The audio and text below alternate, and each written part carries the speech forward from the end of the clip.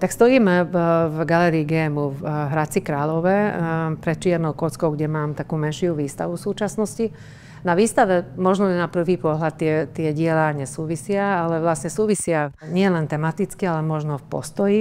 Máme tu optimálny priestor, potom dielo, ktoré sme robili spisovateľom Michalom Choreckým. To dielo sa volá, že Ďalšie fragmenty ústavnosti. A potom to tretie je video práca, ktorá sa volá Hma. Námestie Slobody je v Bratislave veľmi významné miesto. Tam sídli aj vláda, tak ja som sa snažila ako keby urobiť nejaký reset toho námestia.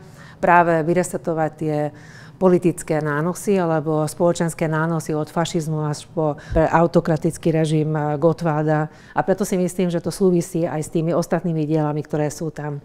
Lebo cez Kukátko vidíme vlastne reinštaláciu Malej kocky, ktorá bola vystavená v Bratislave ako protestná výstava proti tomu, čo sa deje na Slovensku teraz v kultúre.